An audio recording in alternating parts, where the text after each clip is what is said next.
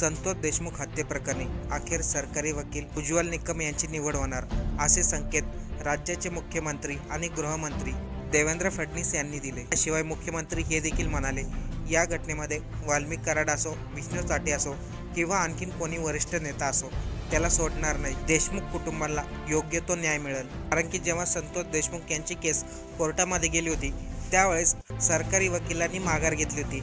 त्यानंतर दुसरे सरकारी वकील संतोष देशमुख यांची केस लढत होते, पण देशमुख कुटुंबाचं म्हणणं होतं या हत्येप्रकरणी सरकारी वकील उज्ज्वल निकम यांची निवड करावी। कारण की काल कोर्टामध्ये सरपंच हत्येप्रकरणी वाल्मिक कराड, सुदर्शन घुले, विष्णू चाटे यांचे CDR मिळाले आहेत। म्हणजे सरपंचाच्या हत्येच्या दिवशी या तिघांचे एकमेकांना कॉल झालते, तेही 20 मिनिटं। त्यामुळे वाल्मिक कराडचा सरपंच हत्येप्रकरणी काहीतरी कनेक्शन असल्याचा SITने दावा केला आहे। पण हेच पुरावे त्यांना कोर्टामध्ये सादर करावे लागतील आणि सिद्ध देखील करावं लागेल। कारण की जे आरोप त्यांच्यावरती लावलेत ते कोर्टामध्ये सिद्ध करणं गरजेचं आहे। त्यासाठी एक चांगला वकील देखील गरजेचा आहे। त्यामुळे देशमुख कुटुंबाने सरकारी वकील उज्ज्वल निकम यांचा निवड करण्याचा आग्रह धरला होता। त्यावरती मुख्यमंत्री देवेंद्र फडणवीस नेमकं काय म्हणाले, चला सविस्तर पाहू। नाही, मला असं वाटतं की लवकरच पालकमंत्र्यांची घोषणा होईल। आमचा अंतिम चरणमध्ये आहे, लवकर होईल। सर, बीड प्रकरणी नव्हते त्यामुळे त्यांनी राजीनामा दिला का, अशा प्रकारची चर्चा सुरू झालेली आहे। बीड प्रकरणी आता कारवाईची मकोकाची मागणी होती ती झाली। आता कुठेतरी तपास नीट होऊ दिलं पाहिजे, राजकारण बंद झालं पाहिजे।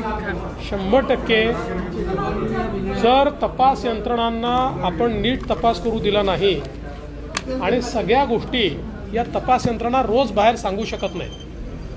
तपासामध्ये अनेक गोष्टी गोपनीय ठेवूनच त्याचा तपास केला जातो। त्यामुळे मला असं वाटतं की आता कुठल्याही प्रकारे तपास यंत्रणांवर दबाव न आणता त्यांना काम करू दिलं पाहिजे। मी एवढं निश्चितपणे आश्वस्त करतो की कुठल्याही परिस्थितीमध्ये कुठल्याही दोषी व्यक्तीला सोडलं जाणार नाही। तपास यंत्रणा योग्य प्रकारे काम करतील। खरं म्हणजे मला अजून एका गोष्टीचं थोडं दुःख आहे की या ठिकाणी माननीय उज्ज्वल निकम साहेब यांच्यासारखे एक वकील आपण अपॉइंट करावे असा आपला प्रयत्न आहे। त्यांना आम्ही विनंती देखील केलेली आहे, पण मला विश्वासात ते सकारात्मक निर्णय घेतील। पण त्यांनी मला बोलताना सांगितलं की विनाकारण मला नेमल्यानंतर काही लोक राजकारण करतात आणि त्याला राजकीय रंग देतात, हे मला योग्य वाटत नाही। मला असं वाटतं की देशामध्ये अनेक वकील आहेत जे वेगवेगळ्या पक्षांमध्ये आहेत किंवा वेगवेगळ्या पक्षांमधून निवडणुका लढलेल्या आहेत, त्याचं राजकारण होत नाही।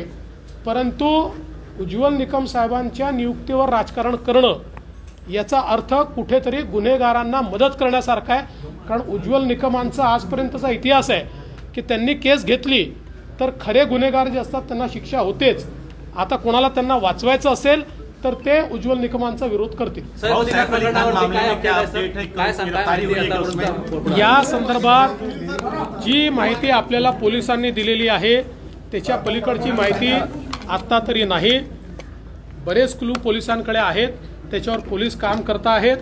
मला विश्वास आहे की लवकरच पोलीस या संदर्भातला जो काही कारवाई करायची आहे ती पूर्ण। सरपंच हत्येप्रकरणी जवळपास बऱ्यापैकी पुरावे मिळालेत, तरी देखील वाल्मिक कराड यांचे समर्थक सांगतायत आमचा वाल्मिक कराड अण्णा यांच्यावरती खोटे आरोप लावलेत, त्यांना जाणून बुजून फसवलं गेलंय। पण SIT CID पथकाने CDR कोर्टामध्ये दाखवलेत।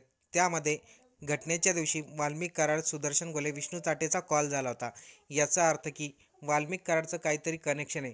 तरी देखील वाल्मिक कराडचे समर्थक रस्त्यावरती येऊन आंदोलन करत आहेत। तसेच त्यांच्या पत्नी आणि आई देखील म्हणाल्या आमच्या मुलाला जाणून बुजून या राजकारणीय लोकांनी यामध्ये फसवलं आहे। मित्रांनो, मुख्यमंत्री देवेंद्र फडणवीस यांच्या बोलण्यावरती आपल्याला काय वाटतं, एक कमेंट करून नक्की